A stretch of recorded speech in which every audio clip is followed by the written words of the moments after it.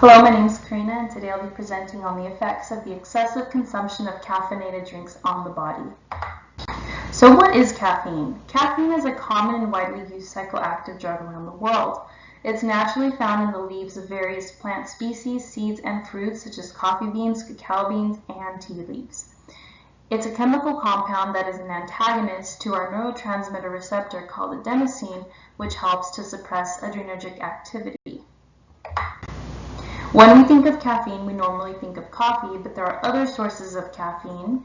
For example, green tea, black tea, soda like Coca-Cola, energy drinks, chocolate, dark chocolate, milk chocolate, and over-the-counter painkillers like Tylenol, which can contain as much as 200 milligrams per tablet.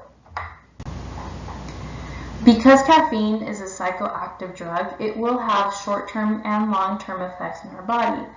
Some of the short-term effects that we feel, for example, when we drink a cup of coffee, can include an increase in our heart rate, our blood pressure rising, our pupils and airways dilating, cold and clammy hands, and a spike in energy levels due to our liver releasing sugar into the bloodstream. This is all happening because our adrenal glands are producing the hormone adrenaline, which is that fight or flight response we receive when, for example, encountering a bear in the forest or bungee jumping off a cliff. Those long-term effects can have serious health implications as we age. For example, women can develop more pronounced neurological disorders. They can have an increased risk of miscarriages. Children can have an increased risk of behavioral disorders with energy drink consumption, and unstable bladder in women if you already have pre-existing bladder symptoms.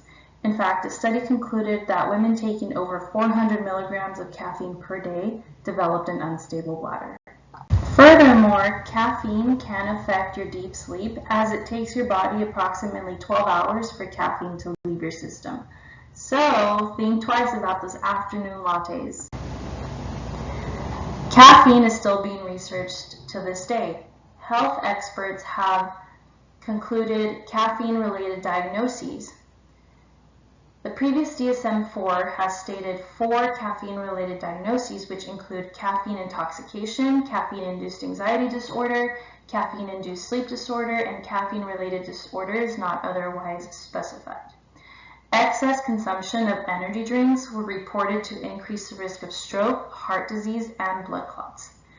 The most current DSM-5 handbook has included caffeine withdrawal as a disorder in addition to the previous 4 stated. An individual is considered to have a disorder when they experience clinically significant impairment related to withdrawal symptoms after abrupt cessation of caffeine intake.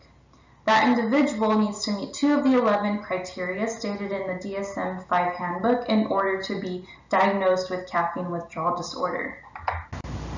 And a fun coffee fact for all my coffee lovers out there, making decaf coffee is a complex process called filtration. Coffee beans are first treated with the solvent to absorb the caffeine. It's then filtered from the solution, leaving the oils behind. Those oils are essential for that vital flavor you get with decaf coffee. And then finally, the solution is added back to the coffee beans, which are then roasted and processed as normal. Thanks for learning with me.